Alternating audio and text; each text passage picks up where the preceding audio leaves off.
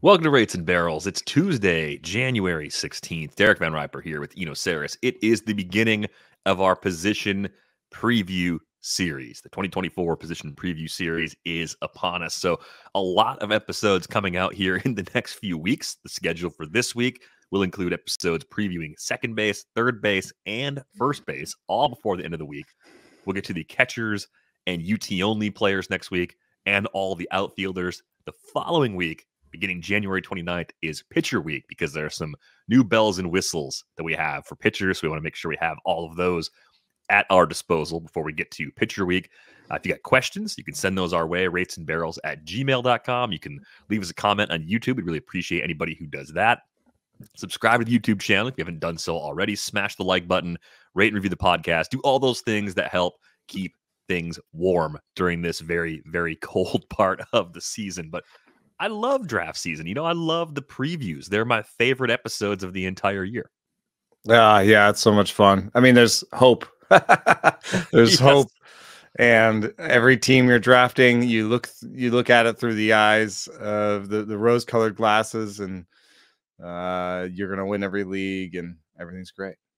Yeah, I'm dominating the draft and hold league. We started up about a week ago. I feel great about that, even though we still got about 22 picks to make. So there's lots of ways it could actually go wrong. It could be dead already for all I know, but I feel good about it. That's all that matters. So if you're new to our position previews, this is what we do. We group the players by the NFBC's ADP. We usually look back at the last 7 days. So it's kind of a moving target as we move through the series. But the reason we do that is just to get a sense of where players go in some of the more competitive drafts that are out there right now. And then we can give you a better sense of whether or not we like the player, generally speaking, at their 2024 price, or if we're kind of shying away, or if they're just sort of fine at value, right? That's sort of the crux of what we're doing here. We're going to have rankings coming out during pitcher week. That'll be for all the positions as well. So we will have rankings later on. And this is sort of the groundwork for those rankings as we kind of figure out what's happening and how we can best tackle this board in the upcoming season. So it ends up being sort of on the fly prep work for our drafts as well. As we've established, we learn by doing. You have to be in the problem to solve it most effectively. At least that's how my brain tends to work. But we begin in tier 1, fun place to be, where I put the top 30 players in because there's a natural break there. We usually talk about 15-team leagues during this part of draft season, especially because a lot of draft and hold leagues have 15 teams in them. Top 30 overall shortstops include Bobby Witt Jr., Trea Turner, Corey Seager, Elly De La Cruz, and Francisco Lindor. We start with Witt, who really has the skills to be the best overall player in the pool. And that's the simple one-liner on him. And if it weren't for a historically great Ronald Acuna Jr. season in 2023, there would probably be some leagues where Witt goes 1 overall. But Acuna is a consensus 1-1 as much as we've really seen over the time we played fantasy baseball. So you have Witt right up there in the top of the round. And I was just looking before the show again at the difference between the StatCast lollipops on his Baseball Savant page from 2022 compared to 2023. The concerns I had about Witt as a late first rounder last year have been destroyed. He has absolutely decimated them, and he's established himself as one of the best all-around players in our game. Yeah, well, I think what's interesting about his improvements is that I'm going to say the flaws remain. That's a little bit rough, but like the baseline player, the things that you were looking at, they didn't really go away. I mean, he still doesn't walk, and he didn't walk before. His OBP was still below average for what you expect, at least out of, a top of the lineup player. He still kind of chased balls outside the zone. But what you do see is improvement in all the ways that are possible and incremental. It's something that does not scream, career year or lucky guy or whatever. It's just what happens when you're young and you get better. And I think that the place that you can look for improvement the most is in walks and strikeouts. And what we saw is he chased a little bit less. He walked a little bit more. He struck out a little bit less. He swung and missed a little bit less. And all of those things led to, what we saw in the overall line. What he didn't do was change his ground ball fly ball mix that much. What he didn't do was change his max EV. So, that's why we care about these things in young players, ground ball, fly ball mix and max EV. That gives you an idea of what their power output's going to be. But it also is a lesson for us to remember that, players can get better, especially when it comes to plate skills. Yeah. And that improvement in K rate was kind of the big one for me from 20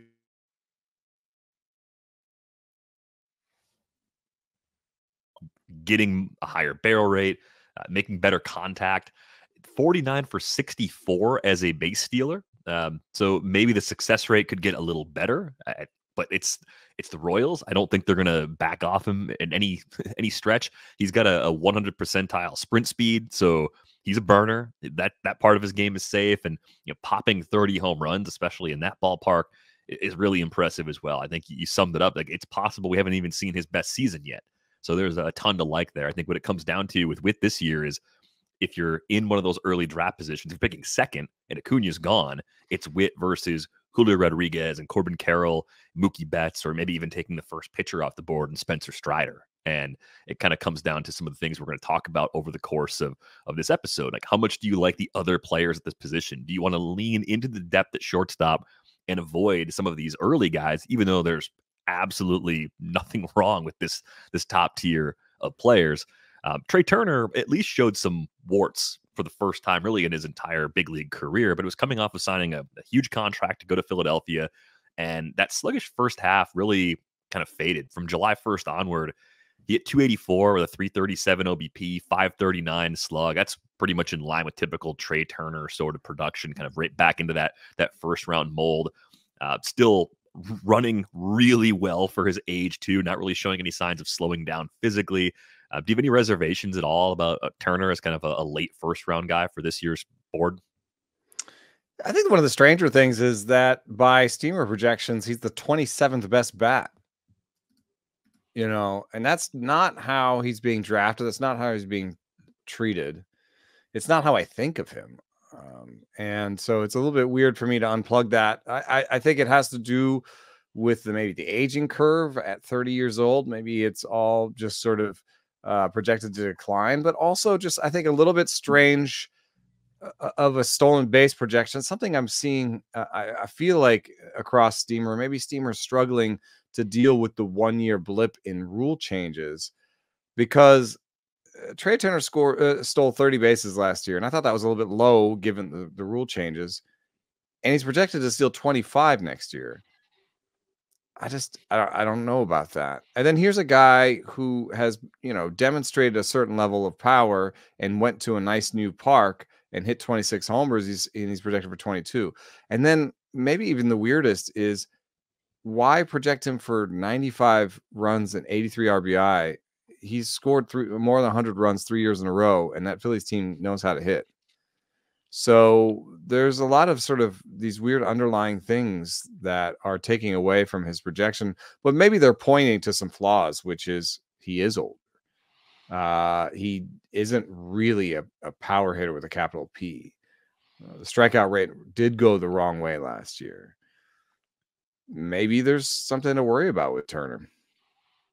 I think if we had seen a prolonged stretch like the first half, if we'd seen most of a full season like that, things would look really different. I think because he'd shown these skills before, kind of getting back to that for 3 months was enough to get people to buy back in. I think the projections are a little bit aggressive, dinging him for his age. Like, I think we'd see evidence of his age being a problem in declining speed if it were a problem. And we're just not seeing that. And again, that supporting cast, that keeps things afloat. The power being more stable than anybody expected it to be at this stage of his career, especially. I think that's a nice sign as well. A 320 OBP for the season last year is the lowest he's really ever posted. We're not going to count the 27 games from his debut all the way back in 2015. I do like him where he's going. He's kind of a late first round option pretty consistently, just outside the top 10 overall. I have no problem taking him. It's basically Turner versus a couple of outfielders, Soto, Judge, Ohtani, who's only going to hit this year. No problem taking Turner with that group of players. I think it's a good overall value. I think maybe the more challenging player, at least of the occasional first rounders, is Corey Seager. He was the 16th ranked hitter in 2023 earned value by the auction calculator. Nobody ahead of him played less, right? He missed some time again with an injury, and I believe it was a hit by pitch this year. So it wasn't necessarily like a soft tissue or a hip or any of the things that had bothered him in the past. I'm starting to wonder if Corey Seager is like the new Freddie Freeman. And not the Freddie Freeman that just started stealing bases late in his career, but the Freddie Freeman from 3, 4, 5 years ago, where we looked at him and said, oh, the average is great. The run production's great. Maybe the power's a tick lighter than some of the other first rounders. I'm just going to take somebody else. And then he keeps turning out value that puts him right back in the same spot year over year over year. So I'm curious what you think about Seager, and especially how much his injury history prior to 2023 kind of weighs into your overall expectations for him. Where did he end up on the year? He was 16th. 16th. Yeah. Among hitters. Yeah. But again, nobody ahead of him played less, right? So if you give him the same plate appearances as the guys ahead of him, he moves up a couple bucks and probably finishes top 10 pretty easily. Yeah. There's a lot of things going on here. The Steamer prediction has him as the 21st bat with 623 plate appearances. And I just don't get how those two things are true. Right. If he plays that much, he should be higher. Right, exactly. So I don't understand that so much. The Fangraphs depth charts, which right now the only difference between the Fangraphs depth charts projections and the Steamer projections is playing time. Because Fangraphs depth charts will include stuff like zips later when it's fully released. But right now, Steamer is the only one that's fully released. So Fangraphs depth charts has him at 595 plate appearances, which makes some sense. And that's about where I'd project him. He could be a little bit healthier this year. He did have that long string of lots of injuries. So I can't really push him over 600. But I also think he's going to be better than that projection on a per plate appearance basis. So I'm going to give him just around 600 plate appearances, 32 homers, 100 runs, maybe 100 RBI, a 300 average. I think all of that will lead to, back end top 20 status. Stolen bases are everywhere, right? We've talked about this, but yeah, Corey Seager doesn't offer that. So does it hurt him the way it has long hurt Carlos Correa to not steal bases at a position where just about everybody does? It's okay. I'm in the middle of that build where I didn't buy steals early. I got Juan Soto and Corbin Burns and Vlad Guerrero for my top 3 picks. And just you end up paying freight for everybody that steals the way the further you go. So I had to jump Ha-Seong Kim a little bit because I liked his multi-eligibility and I liked his steals. I picked Cedric Mullins, and we had a listener,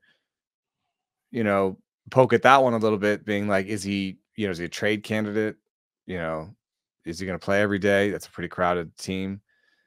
I might have jumped Tyro Estrada a little bit. Starling Marte is old, but he stole bases. Dalton Varsho hits 210, but he still bases. So you kind of can get into a little trouble, even if you're saying, oh, stolen bases are everywhere. You know what I mean? Like, you are buying these like kind of more flawed players at kind of higher prices because of, the choices you made early on. And, you want so much bulk early on. So I can't defend taking Seager in the first. And Seager in the second, I can see it, but there's Elly De La Cruz, right? We haven't talked about yet. They're right next to each other, man, and you couldn't really create 2 profiles that are more different right now. Really. Like what they offer in terms of they both hit the ball hard. And so like that underlying skill is the same, but Elly. There's a world in which Elly just plays great defense, and even if the overall offensive value in real life lags, he's still wildly valuable in Roto, which is not totally unlike what we were talking about at the top with Bobby Witt Jr., right? I mean, we talk about WRC plus a lot on the show as a good measure of overall value. In Witt, we have a guy that got a lot better last year. He had a 115 WRC plus, and he missed going 30-50 by a stolen base. There's a pretty big gap between how valuable a 30-50 season is in Roto and a 115 WRC plus in real life, right? I mean, 115 is probably top 40, top 50 type hitter league wide for an everyday sort of player. 30-50, that's a guy that goes the top part of the draft board. De La Cruz could do that. That's possible. The problem we continue to run into is if the swing and miss problems that were there, especially as his debut season unfolded, if those don't get better quickly, they do have enough depth to cut off the playing time, even just for a few weeks. They have that in there. It's in the range of outcomes. So you have this guy that could easily be a first rounder, an early first rounder next year, or you could have a guy that takes a little bit longer to get there, even though the tools are just so clear and obvious. Yeah, the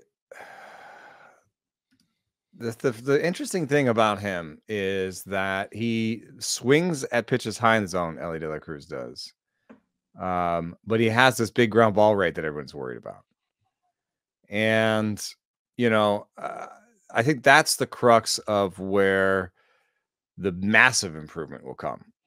If he can just focus more on the high balls that he hits for fly balls and for homers, and stay away from those lower balls. You saw even in his first at bat in the big leagues, Tony Gonsolin kept threw 3 or 4 breaking balls low and into him in a row. And I think that's the book on him, is try to get him to swing at things that are low in the zone. But, over the course of the season, I saw some improvement just by watching him. And we saw his chase rate go from 45% in the first 20 games to the rolling chase percentage was 25 and 26% at the end of the season. So I think that there is a massive chance for, I know he's projected for this 96 WRC plus, and he's also projected for some reason for 31 stolen bases after he stole 35 and 427 plate appearances. So I think he's the real projection for him is a 240 batting average, 20 homers, 50 stolen bases. And, putting that up against Seager and thinking about what choosing Elly over Seager does for the rest of the way, I think I might take Elly over a Seager, despite the massive difference in projections. I just think the projections are wrong on that level. And then, given the changes that we saw in his chase rate over the season, that I think is going to be the source of the biggest part of improvement from him. And we've seen throughout the minor leagues, he had normal ground ball rates. So I don't think it's fair to say he's a 50% ground ball guy. He's always going to hit ground balls. That's the problem. He's not going to fix it. I see the chase rate, the improving selectivity, and the 40% ground ball rates in the minor leagues. And I say there's a massive potential here for a big jump. And it could be very Wittian. I think we could be talking next year about Elly's a perennial top 5 pick. Yeah, I'm trying not to make the same mistakes over and over again. My hesitation with Witt last draft season was not necessarily a good thing. And even his rookie year, I was hesitant to buy in. I think he was going in the 4th, 5th round of a 15-team league by the time we got to March. I thought that was too steep. So this is different. This is a little less track record. And I think the ground ball rate, it's a topic that comes up for Elly. I'm not worried about that at all. Scale 1 to 10, that's a 1 in terms of my level of worry about his ground ball rate. I'm more worried about the strikeout rate. Yeah, because it was that one's 30% been there in the minors. Yeah, 30% at A and high A and double A and in the debut. Young for his level, so it's not the curse for his whole career or anything. It's just a legitimate thing that's going to probably take some time for him to work on. But he hits the ball so hard and does so many things well that he can probably get away with taking some time to figure it out and still be a really good fantasy player. So I'm warming up to him as someone I might take. I think your level of risk, it's what are your goals, right? Are you playing in a high stakes league with an overall prize? Do you want Elly more in a situation like that where everything that goes right could be the thing that makes you have a fantastic season? Or do you want him in a lower stakes home league, or both? Your risk tolerance is kind of a key factor in all of this too. It sounds like you're a little more comfortable with him than I am. I think if you do take Elly here, you got a plan. You got to be a little more careful with some of your other early round foundational pieces. The biggest thing is pitching. There's a toggle there. If you don't take pitching in the first 2 rounds, you have to get a little lucky on what falls to you in the third. So if you're in a 10 or 12 team league, you're more likely to get, a top 5, top 10 type pitcher, in the third round. And so it makes it a little bit more palatable, I think, to take him there. In other leagues, there are 2 reactions to the increased offensive production there was last year, which is, one is I need to get one of the top 5 starting pitchers because they represent bulk and quality in a way that nobody else does. Or you say, well, everybody's ERA is inflated. I want to eat up all the hitting and find my pitching later because everyone's got an ERA that starts with like a 3.7 anyway. Yeah, I'm trying the weight slightly on pitching right now in our aforementioned draft and hold, and it feels okay, not great. But I do think the toss-up between an ace and Elly is one that you really have to think about before you sit down at the draft table. Last player in this tier, Francisco Lindor, sitting kind of right there, right around pick 30. Had a nice kind of bounce-back year, relatively speaking. Wasn't like 2022 was a disaster for him or anything, but I think he got back to a power speed level that some people thought might have been in his rearview mirror. 31 homers and 31 steals. He was 31 for 35, too, so he was really efficient. Best barrel rate of his career at 10.4%. And he did it in a place that's really tough to hit, too. So I'm curious if you've kind of changed your feelings towards Lindor. If I remember correctly, he was someone you weren't necessarily excited about as an early rounder a year ago. I don't remember that part, but I'm looking. Yeah, I can't remember last year. What are you talking about? I have this cheat sheet that I've created that has chase rate and zone swing rate, trying to improve my use of chase rate by also looking at zone aggression, barrel rate, max EV, and hard hit. And there are 4 shortstops in the top 15 that are green all the way through. I did some nice conditional formatting. And the 4 shortstops that are green all the way through are Bobby Witt Jr., Corey Seager, Francisco Lindor, and Gunnar Henderson. And they all are patient outside the zone, aggressive inside the zone, although Seager has perfected that to the point that there's a piece by Robert Orr on Baseball Perspectives called creating a stat called the Seager, which is about being aggressive on pitches you can do well with and laying off the rest. That's why I put zone swing in. It's a way to kind of look at, you don't want guys who just don't swing. That's not necessarily the best way forward for offense. But, these 4 things I think show you raw power, game power, and plate discipline. I could add strikeout rate in there too. And I think it still would be, these 4 would be the ones that are green all the way through.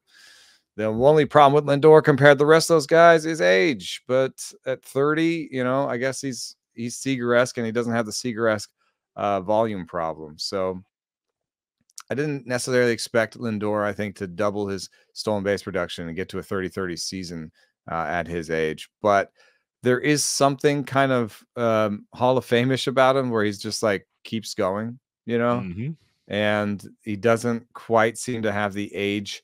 We're not seeing things that you would normally see at this point. I guess the strikeout rate's up a little bit, but that's commensurate with some jump in his power. The stolen bases seem to be there. Even the defense at short is still there. So I don't know why he won't do it again this year. The only problems that remain are it's a tough home park and he's getting older, I guess. Yeah, really, really solid, I think, at this point for Francisco Lindor. So totally makes sense to me where he's going right now. Maybe someone you end up pairing with Acuna and a pitcher if you end up with that first overall pick in a draft this year. You mentioned Gunnar Henderson. He'll be part of the third base preview a little bit later in the week. We got a bunch of multi-eligible guys that you have to just put them somewhere. They have to go on a rundown. They can't be on every single rundown. Let's move on to tier 2. This is a group that tails off a little bit more. These are all top 100 guys now, so it stretches a little further. Bichette has never hit less than 290 in the big leagues. Leg injuries, I think, kind of slowed him down last year, although he wasn't running as much when he was believed to be healthy last year, which I thought was kind of weird, in part because back in 2021, Bichette was 25 for 26 as a base stealer. So he looked like a guy that, even though he didn't have crazy sprint speeds, like he looked like he was picking his spots really effectively and was just going to be a very good base stealer. So to see him run as little as he did last year, maybe 2022 going 13 for 21 was more of a red flag than I realized. I think there's a bounce back at least to like 10 or 12 bags. Everybody who can run a little gets bags now. Yeah. He's probably going to do some of that. The average is fantastic. And I think the power is still really steady too. We saw some flashes of that in the second half. Now, they made changes at Rogers Center last year that seemed to impact a lot of hitters in that lineup. So I just wonder if the Jays offense as a whole in year 2 with these new dimensions might actually find their stride a little bit and kind of bolster their entire group's counting stats as a result. Because Vlad Jr. took a bit of a hit. We saw Matt Chapman, who's currently a free agent, drop off quite a bit in terms of his production, and Bo around the injuries wasn't quite the same guy. So I like him quite a bit, and I guess I have a little more confidence than most people that the speed is going to be there, at least in some capacity. Yeah, the OPS was 100 points higher away from home for Bichette last year. The other salient one that you brought up was that his sprint speed went from 83rd percentile in his rookie season to 42nd percentile last year. So I doubt he's going to get much more than 10 stolen bases. That's where his projections are, but you still get those 10 stolen bases, not a 0. And you're getting a Seager-esque batting average, and just about 7 or 8 homers less. Although the Steamer says 25. So it is a little bit like a Seager light. And that's why Bichette by Steamer is the 3rd best shortstop. So that's an immediate value just by projections. And I don't see a reason really to quibble with these projections. They seem fine. So Bichette seems to be a guy to circle early on, especially since with Seager and Elly, we're talking, and even Lindor, we're talking about 2nd-round shortstops. With Bo, we're not talking about that. So now it's a lot more possible to say, I'm going to get somebody, I'm going to get a pitcher, and then I'm going to get Bo. And that's a decent plan, I think. Right. So you're looking at Bo somewhere in the back of round 3 of a 15-teamer. That's about pick 40. It's a toss-up with C.J. Abrams at the shortstop position. It's a toss-up against some of the kind of later SP1s, George Kirby, Glasnow, Pablo Lopez, maybe an early closer like Devin Williams, or going to a different position, Jose Altuve. That's the cluster of players you're picking from. Seems like a pretty clear win there. And I would have to say, I don't like the back end of the top 10 of the starting pitching as much as the front end. I think there's something weird. Like I almost wrote a piece being like, why is it so hard to rank a top 10, starting pitchers? Like you start putting 5 together and you're like, what? Who's 6?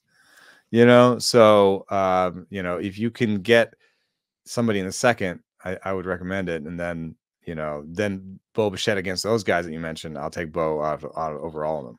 Yeah, Bo is 5th at this position in terms of hard hit rate coming off of last season, 44.9%. That's actually a 3-year low for him. He could actually be someone that hits the ball 95 plus half the time. He's shown us that skill before. Tons to like in this profile. His aggression outside the zone, when you put it in context with aggression inside the zone, is not as bad as you might expect. He swings inside the zone more than most people. I mean, only people who swing more inside the zone on the shortstop ranking that I'm looking at right now are Seager and Ezequiel Tovar, which he might actually be a little bit too aggressive. But Seager, like Bichette, is aggressive with an all fields approach, which has served him well. It's hard to say, like, if you saw this in his rookie season, you might be fair to be like, I don't know, but at this point he's demonstrated that this approach works for him. Yeah. So definitely a guy we both like going into the 2024 season at the current price. CJ Abrams kind of has passed Bo recently. We discussed him last week as a surprising top 50 overall player. I've mentioned kind of flipping back and forth, and part of this is the age factor too, right? Like when you look at CJ Abrams, you can start to tell yourself a story that he's not a finished product. You can convince yourself that the Nats have absolutely no reason to back off his playing time. They should play him every day. They should let him try and figure out lefties. they should let him play through defensive struggles at shortstop too, because he could be average there if he keeps getting more and more reps, right? 18 homers, 47 for 51 as a base stealer last year. You start to look at him and say, okay, well, if he could get on base just a little bit more, maybe he leads the league in stolen bases, and he does it with non-zero power. Like a lot of the guys you talk about as possible league leaders in stolen bases don't have a 7% barrel rate. Like that was a pretty big improvement for Abrams last year, getting from 2.1 up to 6.9%. Swung at fewer pitches outside the zone, so that's a nice step in the right direction. And again, just turned 23 in October after a minor league run that was disrupted by injuries and a pandemic-canceled 2020 season. I think like Elly de la Cruz, there's something here to be learned from Abrams' first season, which is, you know, yes, it's hard to improve your ground ball rate, but you have to think of what is your true talent ground ball rate. So when CJ Abrams comes up and has 300 plate appearances with a 50% ground ball rate, but never had a 50% ground ball rate in the minors, what's his true talent ground ball rate, right? Mm-hmm. And so maybe the 44% ground ball rate he put up last season, you know, in 2023 is Abrams' real. That looks much more like in line with the rest of his stuff.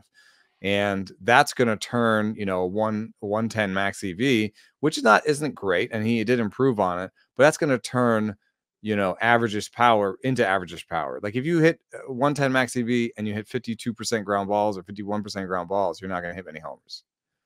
But there are plenty of guys out there who have like a 110 max EV and hit some fly balls and hit like 15 homers or 20 homers, you know? So yeah, like you said, non-zero power. I wouldn't expect him to steal 35 bases next year, you know, as the projections do. I don't get that part. I do get some reticence, like with Bobby Witt, to say like, am I going to take a guy who has a sub league average projection with the bat and put this much investment in him? But that is the challenge at pick 40. But as with Bobby Witt, the team situation is, what do you think we're going to do otherwise? Yeah, you just can't. CJ Abrams has to struggle so much to have even a hint of going back to the minors. Like that's not going to happen, right? I mean, it shouldn't happen. No, I don't think so. I think it's even like, you know, Victor Robles, they kept giving, remember how many chances they gave Victor Robles, right? I do remember. And like, and Abrams has shown better already. So yeah, I get it. I get why you're taking Abrams there with the stolen bases. I get it 100%. And I don't hate it, actually. I would take Bichette in a second over him, though. Agreed. I just think you get better categorical balance from Bo, and it could also be determined by what you did with your first two picks. If you're speed light, you might go Abrams. If you're, you know, if Austin even Riley then, is your second rounder, even then I'd start to like, I'd rather gather along the way. Here's a thing that Ariel Cohen points out about statistics. What is it? You called it categorical balance. Mm-hmm. Is that if you draft a categorically imbalanced team and you lose one of those players to injury, which happens every year, then you could lose a category that you planned on being competitive in. So that's something to think about. And then Mike Kurland had a good post about how Abrams really only had one great month last year, but I think in the sort of team context, it's not something I'd avoid completely. So you look at, there's a drop within this group to Nico Hoerner, and Nico Hoerner is a player that has a profile I typically don't believe in. He just doesn't hit the ball very hard. And I feel like I'm actually being really nice about it right now. Nico Hoerner had a 1.7% barrel rate. It's bad. There are three shortstops that are on the rundown today that are lower: Perdomo, Brian Rocchio, and Jordan Lawler, who only had like 20 batted ball events. I'm going to guess Jordan Lawler is going to have a higher barrel rate in the long run than Nico Hoerner. So What are you doing with Nico Hoerner where he's going? Pick 65 is the average Oh, spot. Like, are you Nico anywhere Hoerner didn't near? show up on my rankings. He's probably in the second base cluster for you. Well, here's an interesting thing. He had 20 games at shortstop. He only had 14 starts. Mm. So that's going to be, you got to check your settings on that one. Because he's a little bit more valuable if he has two positions. A little bit more valuable at shortstop, I believe. But yeah, I keep wanting more out of him. You've got that max EV that he's pushed from 103 to 109, 110. And it's not like he hits the ball on the ground 55% of the time. He's just really into hitting line drives. And so he's got a lot. He does well in sort of that like 5 to 15 degree launch angle band. And look at that. His average LA is 10. So that's what he loves. He's out there to hit line drives. I don't think he's going to hit, like he could break out and hit 15 homers. So I don't know how comfortable I am, adding more projection. He is 26. It could be the peak season that we're coming up on, but even a peak season, I think, looks like 15 homers and 50 steals. Still amazing, and a little bit better of a pure hitter than CJ Abrams. Well, that's the thing. Yeah. So you get more average, most likely better OBP. So more stable place in the lineup, probably a better lineup around him with the Cubs. So you start to look at it and think, oh, maybe this is another Tommy Edman, Witt Merrifield type player that, yeah, he doesn't crush the ball in the air the way we'd like him to, but he does enough other things really well where he's going to continue to turn in $20 seasons. That's possible. I do think the playing time is super safe. A lot of the other younger players in here could hit some stretches where growing pains are more of a problem. Matt McLain goes right after Nico Hoerner. He's working his way back from a late season really oblique injury. interesting grouping, though, just from an ADP standpoint and like where they go in drafts, because we just talked about all the people are super excited to pick, Yeah. and then later there's the picks where, well, I need a shortstop picks, and there's the only ones that are kind of in this no man's land are Matt McLain and Nico Hoerner. Like everyone else is top 40 that we talked about before. And then after these guys, everyone's 100 under 100, So so there's a real sort of get your guy or wait thing. And the only people that are in between are McLain and Hoerner. And I get it, because Horner's kind of like, from a roto standpoint, almost Abrams light, And then Matt McLain, just feels like he was over his skis a little bit, and you don't know how much you want to depend on, here's another guy with a 109 max EV that somehow turned it into 16 homers and 400 plate appearances. And that somehow is his home park, probably on some level. But you don't know how much you want to depend on that going forward. Especially from a guy who, doesn't necessarily pull the ball a lot. He's kind of a spray hitter. A spray hitter with medium power is not someone that you think will hit 25 homers next year, as his projections say. I think that's the sort of soft spot in the McLain, in buying McLain there. Yeah, I think with Matt McLain, the park goes a long way towards removing some of the worry. And by all indications, like, he's a part of the fixture there. Like, he's a guy that plays excellent defense at second base because he's good enough to play shortstop. They can mix and match and shuffle everybody around. So I don't really worry about things drying up on him completely from a playing time perspective. The categorical contributions are solid. The average last year was probably the thing that really jumped off the page for me. A 290 average. He's shown really good patience with during his brief time in the minors. Strikeout rate. Right. It's like, does he hit the ball hard enough to maintain that if the K rate doesn't improve? K rate could get better, right? It's only 400 big league plate appearances, so there's a chance he continues to adjust and gets better in that regard. But that's the trade-off. I just wonder if he's more of like a 265, 270 guy, which is totally fine. And if that power is getting a boost from Great American Ballpark, which it's not a short-term concern. It's more of a longer-term problem if that's the case. But I haven't found myself wanting to draft McLain early on when I've looked at different builds, trying to figure out how he fits into my teams. It just seems like a spot where I'm doing something else with the roster. And it's not really a knock on him as much as it's just other stuff makes more sense. Maybe I'm getting a first closer in that range, like an Iglesias or a Bednar. Maybe I'm getting more pitching because you could get Freddie Peralta or Max Fried or Blake Snell. So I think there's just too much going on at the other position groups for me to be locked in on Matt McLain at his current ADP. There's something a little wild about his history, dude. You've got in the minor leagues levels where he struck out 20% of the time and struck out 28% of the time. You've got walk rates in the minor leagues of basically 16%, and then he comes up and he walks below average last year. By the way that he gets to walks is he doesn't swing. So he doesn't chase, which seems like a super positive, but he swung at 56% of the balls he saw in the strike zone last year. That is the worst in the shortstop rankings. So you got this uber patient guy that didn't turn it into walks. And then you've got a guy who had fly ball rates over 40% at every level in the minor leagues and then didn't in the major leagues. Then you've got this sort of this 14 stolen bases where you're like, which way is that going? Is that like a couple every month guy? Look at the splits. He stole 6 in August. I don't know.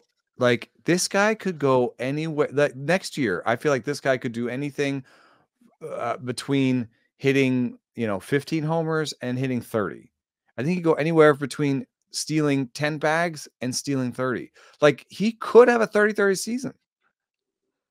Yeah, it's possible. At 129 games between AAA and the big leagues last year, he went 28-24, and it wasn't like he did all of it at AAA and then barely did anything in the big leagues. He spent more time in Cincinnati, and the power's better than I was giving it credit for. It's a 10.8% barrel rate, so there's actual power there. That's not just like the byproduct of the ballpark. Clearly, just based on that quality of contact alone.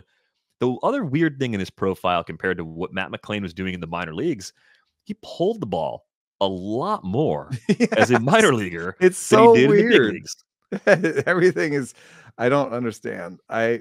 You could read it in a positive light, which is this guy makes adjustments. Like, yes, he did all these things that he didn't do in the minor leagues, and it's a little bit weird, but he had a 128 WRC plus. And then maybe as the league adjusts to him, he goes, well, actually, what you didn't know is I'm not left-handed. You know what I mean? Like, he's going to be like, actually, I pull the ball a ton and have a 15% walk rate. If we want to play it that way, we can play it that way. So I'm choosing to read it charitably, and I think he's a very interesting player. 90th percentile sprint speed too. So yeah, that's where you get could have more green lights. If he's still walking, getting on base a lot, and not hitting more homers, he'll probably steal more bases. So a lot of ways he could exceed based on the tools that Matt McLain brings to the table. Oh my God, we're 40 minutes in. Yeah. From one puzzle. We got to speed it up a little bit. From one puzzle to another, last player in this group, Oneil Cruz, sitting with an ADP just inside the top 90 overall, coming off of a lost season due to injuries, which we needed that information. We needed that season. Oneil Cruz needed that season. 24, 25. Like, you just want to know, is he taking steps forward or is he entrenched in who he is? Because he does have flaws. Oh, yeah. For sure. Yeah. It's an intriguing power speed combo. Massive struggles against lefties going back to the 2022 debut. Some batting average risk, of course, but you see a 25 homer, 21 steal projection from Steamer. And based on what he did in those first 87 games in 2022, and given the supporting numbers, I can't really argue against that. 51.6% strikeout rate against lefties is just amazing. I'm willing to take a shot on Oneil Cruz. Does a lot of things I like. Is not in my projection rankings again. What is going on? But he didn't play enough or something? Well, last year, I think he played 9 games before he got hurt. Oh, come on. Somebody's got to like substitute in guys like that somehow. Anyway, he would fit right behind McLain, I guess. Where's his ADP? Around there? Like pick 90. So you're still McLain's going okay closer to 60. in an effort to speed this along and make the transition and help, you don't have to make every transition, DVR. Thanks. I'm going to say that I like Oneil Cruz better than Xander Bogaerts, even though Xander Bogaerts projects much better. And Xander Bogaerts goes around 100, so in a similar spot. I'm going to take Oneil Cruz over Xander Bogaerts because I just, Xander Bogaerts' hard hit rate wasn't great. His barrel rate wasn't great. He's super patient in the zone, and he doesn't steal bases, and he kind of feels like a one category guy almost. Whereas I think Oneil Cruz, even with his flaws, even with some zeros against lefties, is going to manage a 240, 250 batting average based on how hard he hits the ball and his speed. And so I'm going to get, a 240 average and maybe 25-25 out of Cruz. Whereas I see Xander Bogaerts is kind of 280, 15, maybe some good runs in RBI. Your disrespect towards Xander Bogaerts knows no bounds. It just continues to grow with each passing year. He did steal 19 bases last year. 19 for 21. I mean, that's really good success rate. Looks pretty repeatable.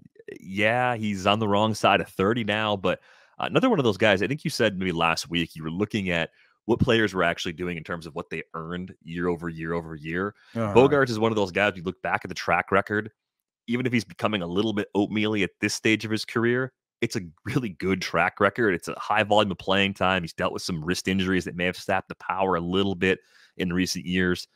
I think he's going at a totally affordable price. They're just such different players. Like, I look at Oneil Cruz as the YOLO parachute sort of player in round 5 or 6, where if you built a more stable foundation, if you have FOMO from not getting Elly, a little bit like mine with the Vlad and Soto pairing, where you're like, it's boring. It's old.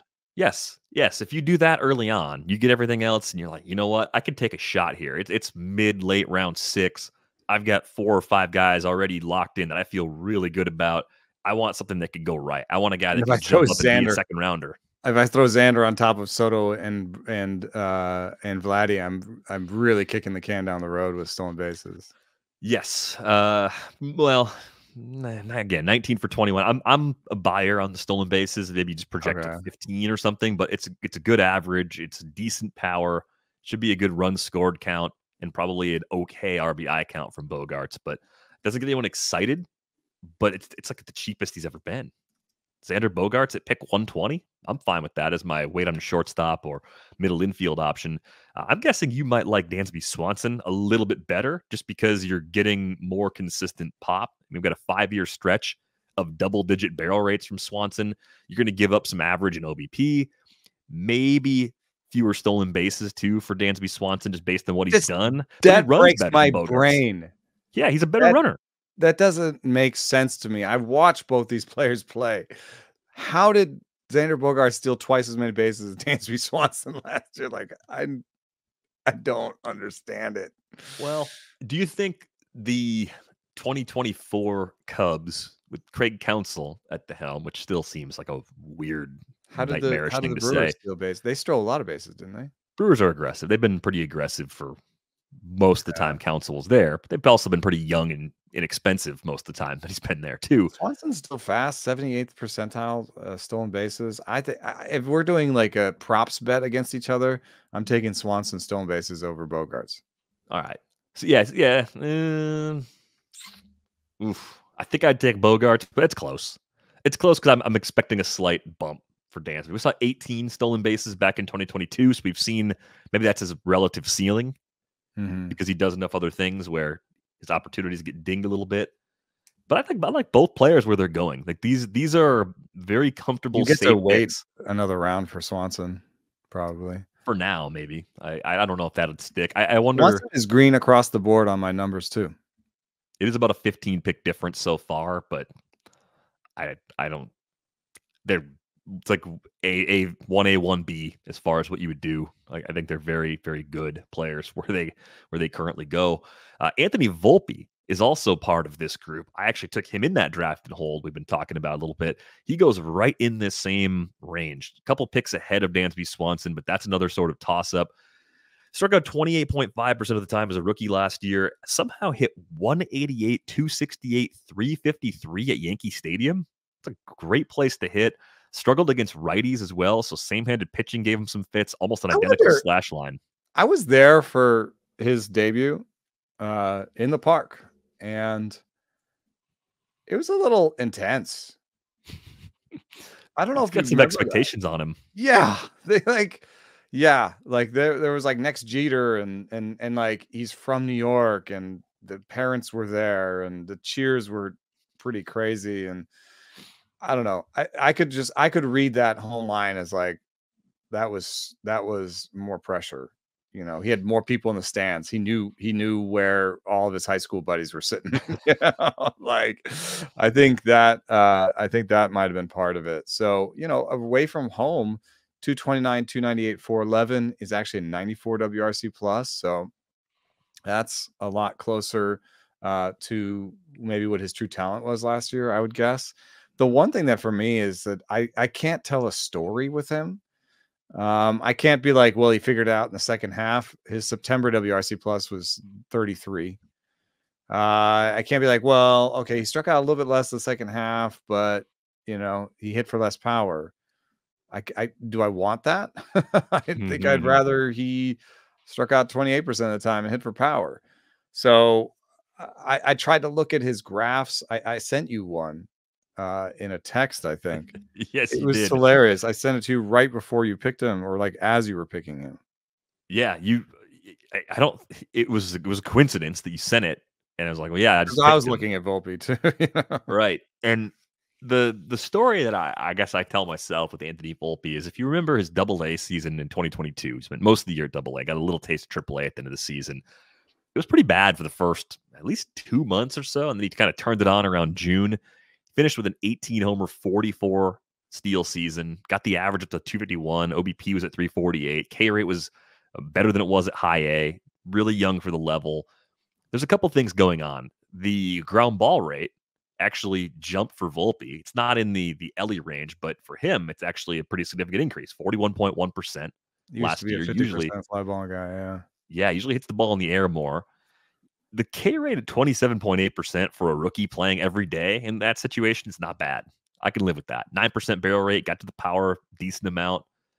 If he lifts the ball even more, we could see that tick up a little bit. The max CV is just not that good. And there's some graphs out there where they show, like, given your max CV, like how much you should pull the ball and how much you should put the ball in the air. And like at a 108.7, you're more likely to be like, hey, you should spray the ball and hit line drives. So, 600 plate appearances and he never hit a ball 109. I'm just wondering if the approach does not match the physical tools. It's possible. It's also, he's going to turn 23 in April. So maybe there's still some more raw power he's going to tap into. Yeah. Based on scouting reports, Fangraphs grades, there's supposed to be more there. Yeah, 21 homer, 24 steal rookie season. That's not bad. Hit 21, yeah. But I mean, yeah, and he did it without the 50% fly ball rate. So, and he's the only rookie in MLB history other than Bobby Witt Jr. to go 2020 with a sub 300 OBP. So it's worked out okay for Bobby Witt Jr. Only 6 rookies have ever gone 2020. Oh, so you're taking him to undo your Bobby Witt Jr. mistakes. Yeah, I'm trying to. that's the best way to go about it. Try to erase past mistakes by risking making even bigger mistakes in the future. That's the goal. We've got to take a collection of players at some point and pick some favorites. So let's go from where is he being taken? Where's Volpe being taken? 133. Yep. Let's go from 150 to 200 and pick guys we like. So in that range, we got Tommy Edman, Trevor Story, Ezequiel Tovar, Willy Adames. Have I missed anybody? That's pretty much the whole next group. Yeah, that's the whole next tier. I'm taking Adames. I'm glad it's not just me, right? I mean, Willy Adames had a concussion in May, didn't seem to really recover from that particularly well. Offers a little bit in speed. I think he's kind of like a cheaper version of Dansby Swanson. You know, we haven't seen an 18 steal season from Willy Adames. There's a little bit of batting average downside. He's a max volume everyday player. He hits the ball hard. He's probably coming up on a big payday if he can turn things around for a into down his year. free agent season. I don't buy into it completely because the numbers say that there's not really a connection there except for playing time. So he's going to want to play. He's going to want to play as much as possible. And the other thing that's up in years before, stolen bases. Yes, Because you think it's he's gonna just one of find it? those things you can do that you have some control over that you think might improve your payday, you know?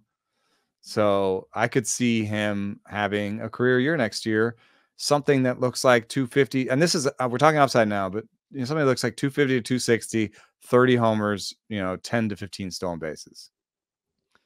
Yeah, That would 55th be, percentile in sprint speed.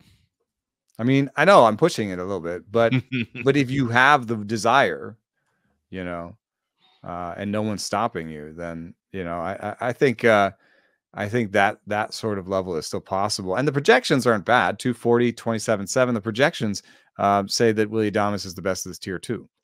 So I'm pushing the projections, but to tell you the upside, but I'm not pushing the rank much by that, you know? I think as we get more projection sets out too, I could see the Bat X really liking Willy Adames. 12.4% barrel rate, second highest among shortstops last year. Only Corey Yeah. Seager had a higher barrel rate.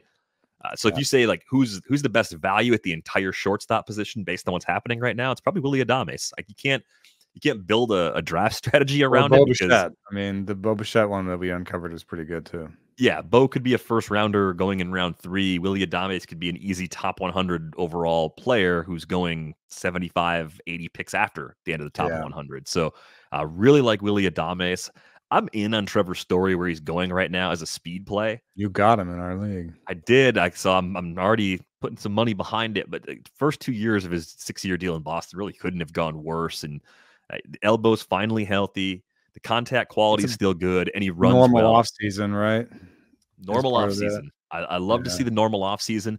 We haven't had a full year of Trevor Story in this stolen base environment. I actually think that's going to be the category that he thrives in. So I think part of the appeal for me with Story is if you're a little speed light, Yeah, if you pace out last year, you get like 35.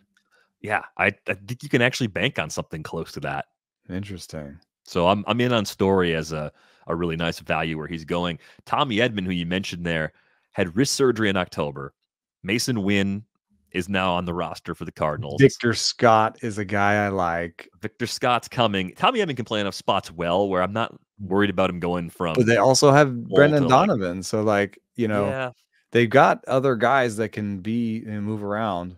I don't know. I'm not fully out on him because he can still steal 30 bases, and I think he will play. And I guess I should use Tommy Edman to kind of keep my, you know, pants on when it comes to Victor Scott. But there's, I don't know. It's not my favorite pick. Yeah, I'd much rather have Adames and Story than Edman in that tier. Here's a guy who projects in this tier, but goes 100 picks later. You talking about Carlos Correa? No, Luis Rengifo. Oh, that's a weird one. Let's get to Rengifo in just a second. 20 cents less than Adames, but we could put him in the next group, right? I think 200s. He's in the 200s, so we've got him here in just a minute. Ezequiel Tovar. We shouldn't go too fast past Tovar. Yeah, who is super aggressive. 45.4% O swing, man. I know. The barrel rate and the max EV aren't great. I mean, if he played anywhere else, I don't think I'd be interested in him at all. And even though he plays in Colorado, I could talk myself into at least 2 or 3 of the guys from the next tier as better straight up options. That's the problem I have with Tovar right now. It could happen someday. I just think the approach needs a lot more work before it's actually going to come together for him. Best prospect in baseball Jackson Holliday goes in this next group, and he finally found a level that he didn't just destroy in the 18 games he spent at AAA. I bet if he'd spent another 18 games there, he would have destroyed it.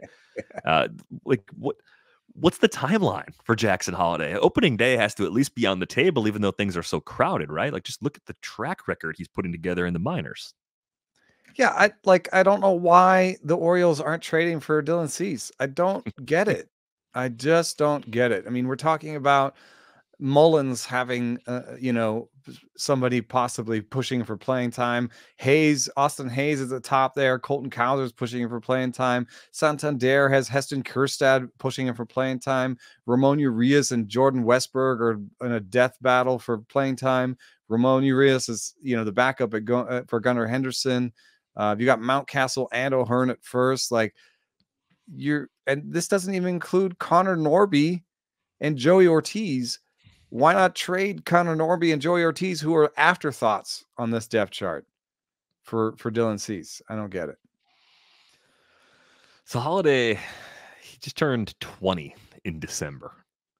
So what he did last year between, it was actually low A through AAA, played at 4 different levels last season. Just absurd. 154 WRC plus or better at those first 3 stops, and was still better than league average in that brief time he was at AAA. He was just human at the level. There's power, there's speed, there's tons of ways for him to make value.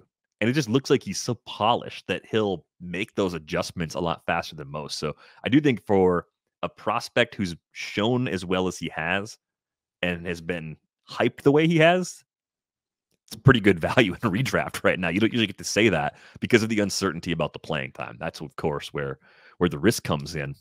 24 stolen bases and 12 homers across 4 levels and about 2/3 of a season. Yeah, it was less than a full season. Depend a little bit more on the stolen bases than the power. I think the power's some sort of question mark. There's been some higher ground ball rates and some pretty low fly ball rates for Holliday. He might be more of a guy who has a high OBP and a medium slugging, but also a high average and high stolen bases. Somebody that gets to things that Mateo did, but in a very different way, with much better plate skills. But could he do like a 1335 and like a 260 batting average and be better than 2022 Mateo? I bring up Mateo because Mateo is also on that depth chart at shortstop, but all the flaws came home last year for Mateo, and he was a 0.5 win player. So I believe he's already a backup on that team. So then it's just a question of, do they want to go into the season with Gunnar Henderson at short and Urias starting every day and Mateo as the, everywhere backup infielder? Or do they just go for it with Holliday at short opening day? It's like such a clear path for him. Even with he's part of the reason it's crowded. Like that's Jackson Holliday. He's part of the reason some of the other guys aren't going to play, other prospects, that is. And just only seeing the Jorge Mateo name ahead of him on the depth chart, that should just make you laugh. Like, come on. Like, what are we talking about here? If Holliday has a miserable spring, maybe they send him down for a little while, but I think he's up relatively early, if not on the opening day roster. So increasingly, I'm very interested in Holliday for redraft purposes. Of course, we're all very interested in keeper dynasty leagues because he's going to be a star, seemingly, in the years ahead. Jeremy Peña, year 2, brought some improved plate skills, but the barrel rate. This is a strong guy that didn't barrel the ball very much. It went from 9.6% as a rookie to 4% last year because the ground ball rate went through the roof.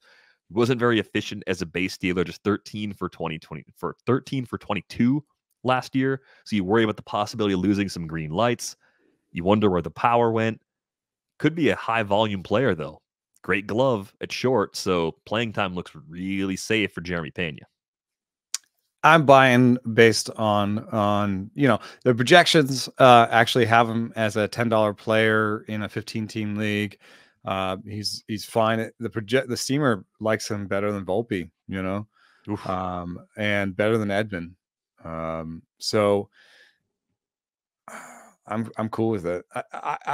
We can parse, the different parts of his line, but yeah, I think you're buying basically a 2010 season at shortstop without a real risk in the batting average. So, yeah, his ground ball rate went up, and there's some things here and there that are weird, but he's demonstrated the ability to make contact and make powerful contact and play every day and still do some bags. Like, I'm fine with it. In fact, him versus Swanson, like, it's not that big of a difference in projection. Funny how that works. I do Yeah. like him more of a middle infielder, though, than a wait on a shortstop in a deeper league scenario. I think you might be cutting it just a little bit too thin in terms of your counting stats if Jeremy Peña is your actual shortstop all year in a 15-team league. Vaughn Grissom going to play second base in Boston, but is shortstop only to begin 2024. I just wonder, is there more power coming? He's been pretty efficient on the base pass at several stops in the minors. Pretty good plate skills, gives him a chance to a prominent spot in the Boston lineup. Maybe he moves based on the handedness of the opposing starter, but the playing time should definitely be there since he was the piece that they got back by flipping Chris Sale to Atlanta. I think he's very much like Peña, except I just can't give him 20 homers, So I think he's more of a 280, 15-15 guy. The stick seems like, in terms of making contact, BABIP, that seems to be his best foot forward. I think he's going to have a good batting average and 10 steals. The power, I'm going to give him like 8 to 12. So it's not quite the Peña-esque package, but I'm into it.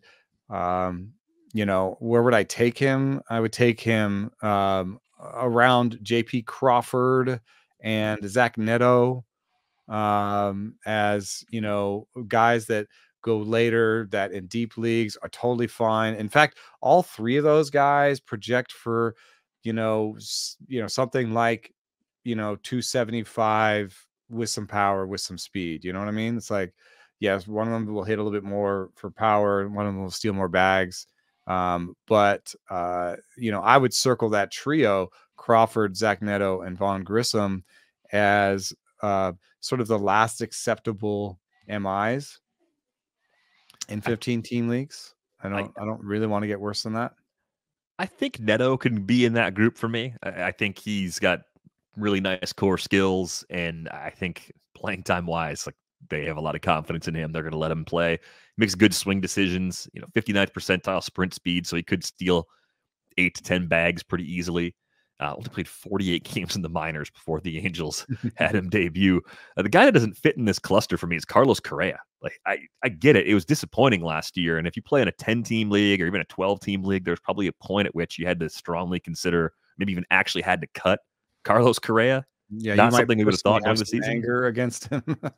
Yeah, but this seemed like a really bizarro sort of outcome for him. Barrel rate was still in line with career norms at 9.6%. So we didn't lose a lot of contact quality. K rate only jumped from 20.5% the year prior to 22.6%. He was still drawing walks, slight uptick in ground ball rate, but right in line with his career norms. And Carlos Correa, yeah, he's been around forever because he debuted so young. He's still 29. So Yeah. the usual doesn't steal bases thing applies, but I don't still think he's lost that much in terms of skills. I think you're going to get a very good batting average. You're going to get a boost in the runs and RBIs, and you're probably getting something closer to low to mid-20s home runs again. Yeah, I'm into it. I think in one easy way of looking at it, just say he had a 272 BABIP. He's at a 315 for his career, and it was the worst. It was the worst BABIP of his career. But the only caveat I have to throw out there is plantar fasciitis is what he was dealing with. Is that something that can go away? Is he going to need surgery on it? Albert Pujols had plantar fasciitis, and that contributed to him being the slowest player in the game. And when you're slower than the backup catchers, then you have a problem. But I would just say, I'll give him this year, especially since the price is so low. I'm going to buy this year. If he turns in another 280 minus BABIP, then I'll say, okay, well, this is who he is now. He's just the slowest shortstop out there. Right. Yeah. 33rd percentile in sprint speed last year. He was 45th percentile though in 2022 and only 48th percentile in 2021. So he's been very productive without a lot of speed for the better part of the last 3 years. That's why I'm willing to kind of look past it. You mentioned Luis Rengifo. He ended up in my starting lineup, and I took him in the 16th round, Carlos Correa, and I took him. I had wanted Peña, but Peña went 6 picks ahead of him in the 15th round. And Vaughn, Grissom, and JP Crawford went at the end of the 16th round. So that's absolutely last chance city for starting level MI, starting shortstop. I could have hopped up Neto instead of Correa. And he went in the 17th. But after that, it starts being Orlando Arcia, Mason Wynn, Amed Rosario, Tim Anderson. So, like, keep an eye on that group. That's where you, if you don't get one of those, you get in trouble. Adames went in the 14th. Peña went in the 15th. And you've got the Correa, Grissom, Neto, Crawford group in the 16th and 17th. So, just an incredible discount on Carlos Correa coming off of a miserable, difficult season. You mentioned Rengifo before. Do you think he plays enough to hold up against the other players in this group? Like, we're not worried about Peña's playing time. We're not worried about Correa's playing time beyond health. Even Neto, I just think the playing time should be maxed out. JP Crawford should be pretty much a max volume player. He's in this group. That's the one area where I think Luis Rengifo could lag a little bit here, and that could make him less valuable than the rest of this tier. Do you want to hear the most insane auction calculator result? It's just amazing. Willy Adames as the 10th best shortstop with a $12.85 projection. Luis Rengifo as the 11th best shortstop with a $12.65 projection. Elly de la Cruz as the 12th best shortstop with a $12.40 projection. I don't know. The reason I didn't pick Rengifo, even though he was consistently near the top of my thing, and this is also a draft and hold that we keep referencing, where Luis Rengifo has eligibilities at second, short, and the outfield, and in third. So a very useful player that is going to help you tread water in homers and stolen bases. Projections for 260, 21 homers, 10 stolen bases. You know, he had a 114 WRC plus last year, projected for 105, and he's capable in a lot of places. I do actually think he'll play. Here's what's happening. There is no DH in Anaheim anymore. They'll give him time. There was a pretty famous DH there that left. And so I think Drury is actually more suited glove-wise to DHing. I don't know if he's suited temperament-wise and hitting-wise, because that is actually a skill, I believe. But in terms of putting your best infield together, I think Rengifo at second is the better infield choice than Drury. And so I think he's going to play, especially since Rendon, we have no idea what he's going for. So there may even be much of the season where it's Drury at second and Rengifo at third. And so I do think he's going to play. I just couldn't pull the trigger over somebody like Correa or Neto, who I know is going to play. So I think Rengifo is a good pick. He got picked in the 17th by someone who probably felt a little,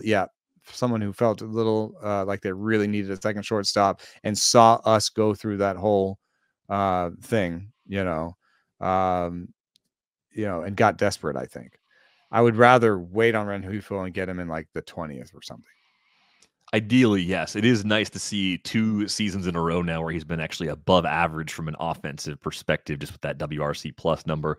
And with the OBP jumping up, right? The walk rate going up in 2023, that was some skills growth that I think we needed to see from Rengifo to really believe he was more than an extra guy. I think what tips it for me, I'm in unless they go out and add like JD Martinez or somebody who has to play a lot, either as a DH or to the infield mix. I think as it's currently built, he can top 500 plate appearances. I think that's where Rengifo is for me right now. So back of this tier, more like the guys that are in the pick 300 and beyond range, but that versatility probably gives him a little bit of a bump compared to the rest of the group. Beyond pick 300, and I'm not trying to just ignore JP Crawford. He went to drive line last winter. He added thump. He's fine. There's just not one more level. I put him in the last acceptable group because Yeah. I think he's there. But Right. yeah, clearly an MI, not somebody you'd ever want as your starting shortstop beyond like AL only leagues, of course. Playing one of those, you could do okay with Crawford in that spot if you spend up everywhere else. Beyond pick 300, I'm going to throw a whole bunch of names out there. We'll just kind of pick on the ones that are most interesting. Amed Rosario, who's currently a free agent. Jordan Lawler, played very sparingly in September. Orlando Arcia, Jose Caballero, Javier Baez, Tim Anderson, Geraldo Perdomo, Mason Wynn, and then you get a few prospects, Colson Montgomery, Jackson Merrill way down there.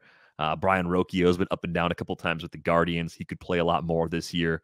So if you're going late, and this is more for either your bench in a typical league or possibly for the draft and hold, like, hey, I need someone who's going to play a lot as a fallback option.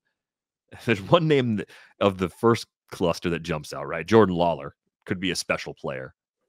But is there anybody else from the non-prospect group that you heard and you thought, actually, this is pretty good. This player might actually exceed expectations? Mason Wynn? A little more in the prospect group, but okay. What do you like about Wynn? He spent the offseason bulking up. He had a 110 max EV in AAA and a 103 in the big leagues. And I just believe that if he can get to that 15 to 18 level power, I see a bunch of contact and there's the speed there.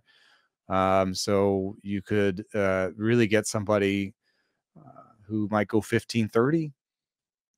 That's really not that impossible. Like if you're looking for a CJ Abrams this year, the 2023 CJ Abrams, like, isn't this like kind of it? A guy who people liked, who did different things in the minors and then came to the majors and struggled a little bit at first, but did some things we liked in the minors. In fact, some of the same things that CJ Abrams did: make contact, hit more fly balls, that sort of stuff. I think Mason Wynn is a great pick, actually. Yeah, 35.6% hard hit rate in the debut. Didn't chase a ton of pitches outside the zone, so I like that call a lot. There's a whole bunch of ways this can work, and I just saw a RotoWire update that Tommy Edman might be slowed when spring training begins too. So his greatest threat to sort of keep him off the job, even for a stretch to begin the season, may be a little bit early behind. Spring. He gets all the reps, right? Yeah, that definitely helps. The old guys, I just prefer the young guys over the old guys in this group, I think, because this is a group normally. Let's say at least you have free agency. It's a little bit different maybe in draft and hold and stuff, but let's say your league has free agency. These are players that you can give up on and then go get the old guy, Yeah. And so, do I think Javier Baez is kind of interesting, or Tim Anderson on a bounce back? Sure. If you like, the deeper your league is, the more you should get those guys because they're a little bit more sure to playing time. But I'm more likely in a league where there's free agency and in a mixed league, even if it's a little bit deeper, Giover Peguero, I think he's the new Perdomo in a way. I've been fascinated by the fact that you picked correctly on Geraldo Perdomo. In Peguero, I know that he struck out a bunch in the major leagues last year, but he had better contact, way better walk rates in the minors. If he just kind of makes the most of what power he has based on improving plate appearances, improving plate discipline, he's projected for 248, 10-10. Do you think he can beat out? I like Jared Triolo a little bit. I don't really like Nick Gonzalez. I think G1 Bay is a backup. I mean, it seems like second base in Pittsburgh is there for him to take. Yeah, I think Peguero could be a perfectly fine option in that range. So no hesitation whatsoever if you're just looking for a lot of playing time and a what could go right sort of player. Perdomo. The Perdomo shortcomings are easy to see. I mentioned before he was one of the few players near the very bottom of the hard hit rate and barrel rate leaderboard at this position. Just does not hit the ball hard. He's just very patient. And for me, it was playing time. It was just like, okay, he's going to get playing time. He's going to get on base. He's got some speed. He'll be useful in really, really deep leagues. I wonder if that's going to be the case for Jose Caballero. It looks like he's going to be the opening day shortstop for the Rays. We're not going to see Wander Franco ever again, hopefully, just based on what we know about that story. And I don't think Caminero is really that well suited for short. No, I think if they're going to play him at short, they're going to want to give him time in the minors to get more comfortable there first. It doesn't seem like that's the plan. Taylor Walls, I believe, is hurt and also has had a chance at that job. Caballero's the guy they kind of sought out. It's cheap speed. Like that, he's 26 for 29 with just 280 plate appearances for Seattle. So if you're just looking to find some stolen bases for an AL only league, for a draft and hold, I don't think Caballero's batted ball profile is going to change that much. He's got a long way to go to actually be even close to average in a lot of the metrics we care about. But he's a slick fielding shortstop who could play a lot and could help you get some of those late bags that are always nice to have at your disposal on the bench. Projects as league average, which is something that Oslevis Basabe cannot necessarily say. Yeah. And that's, I think, where the competition will be, is between those two. Because Walls, I think, is pretty entrenched as basically the utility guy. Yep, just a solid bench player. I mean, Jordan Lawler versus Mason Wynn is kind of a fun toss-up for this year. And I chose Wynn on purpose. I'd rather have Wynn. I've been staring at Jordan Lawler's page, and I'm just wondering what the shoulder injury what it has wreaked upon him. A 108.6 max EV is not that great. A 33% hard hit rate is not that great. That's what he did in AAA. I wish I had those numbers for the rest of his rest of his levels, because he's only had 114 plate appearances at AAA in Major League Baseball. Maybe I'm too fascinated with the strength of his balls in play, but it's been poor. So for this year only, I think I'd take Lawler over Wynn. I love the improvement we saw at AA in terms of the K rate. That came down. Another guy, much like Volpe, slow start at the level and then took off for the rest of the season. Got that very late cup of coffee. Didn't really play much at all once he did. 33 for 37 as a base stealer at AA. So I think there's speed right away. He's patient. He's shown the ability to cut down on the whiffs. And I think the quality of the contact will keep getting better. I mean, the ground ball rate actually jumped during the debut and at AAA. I don't think that's who he is from a profile perspective. There's a lot to like. It's been up and down, though. Yeah. But he has full levels with 50% ground ball rates. And I just don't think Perdomo is good enough to keep Lawler off the roster. Whereas the Cardinals' alternatives are a little bit better than Perdomo. That'd be the one. What's the Cardinals' alternative? Edman at short? Edman at short again. They could do it if they want to. All right. They're both good players. Like there's reason to take both. Last few prospects to throw out there between Montgomery, Jackson Merrill. They both seem less likely to see early season time. Is Rocchio the starting shortstop in I think so. Cleveland? Do we care? Do we want him? He's a contact guy that for some reason just couldn't make contact last year. Really bizarre to see the jump that we saw. The playing time was so inconsistent. 25 for 32 as a base stealer at AAA. Not a lot of power in that bat right now. No. It's worse than the Lawler numbers I was worried about. It's a little bit more like the Perdomo problem. Yeah, it looks a lot like Perdomo. Switch hits, so maybe he's this year's Geraldo Perdomo. That's it. That player. We found him. Hey, there's places where that player could be helpful. Montgomery versus Merrill. Do you have any interest in taking redraft shots on either or both of them in deeper leagues? No, I think they're too far out. And if I'm gonna take someone that has playing time concerns and upside, I think I might take Ezequiel Duran. He's not available at shortstop in every league, but yeah, he should be. 37 starts there last year. I just really like, he hit the ball super hard in terms of max EV. The barrel rate's pretty good. He's also just he debuted at 80 WRC plus, which is not great, but it's not terrible. And then he went to 107 the next year. He just gives me like that hitterish feeling. Like this guy knows what he's doing. Like 439 plate appearances last year, 14 homers, 8 stolen bases. But the projections are all for 200 plate appearances because the Rangers are full, but he plays everywhere. So there's just one thing has to go wrong somewhere. Nate Lowe, gets hit on the hand.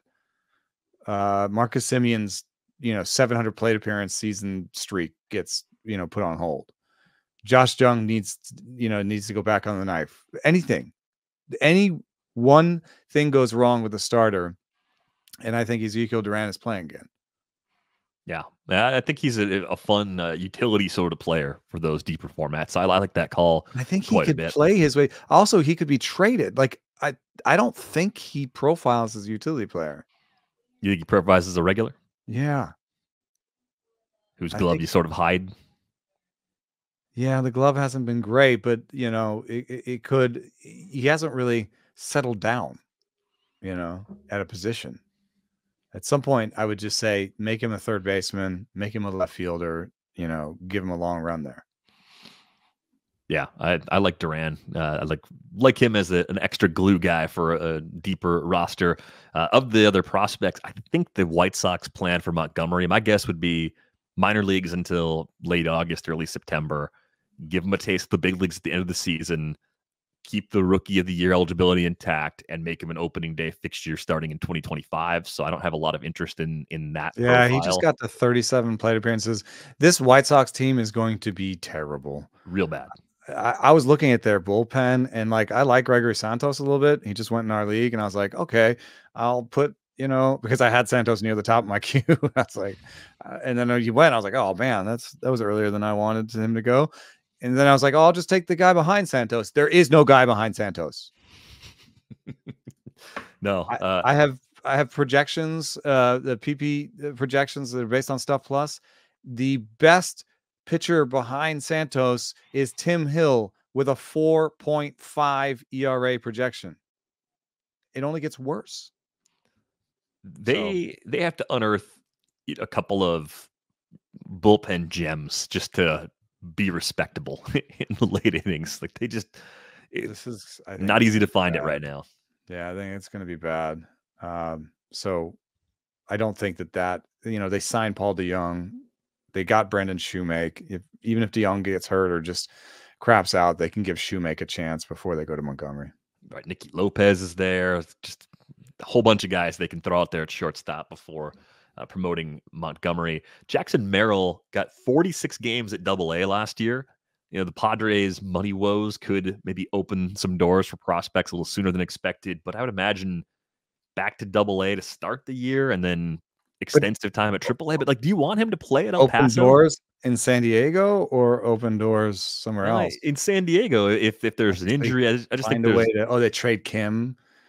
Yeah, and Machado gets healthy, and so they move Bogaerts to second and bring up Merrill. Yeah, that's in the realm of possibility. And they don't have the Carpenter, Nelson Cruz, old guy DH thing going on right now either. So that's another spot where they can move people around. Bogaerts to third, Merrill to short, and Machado to first DH.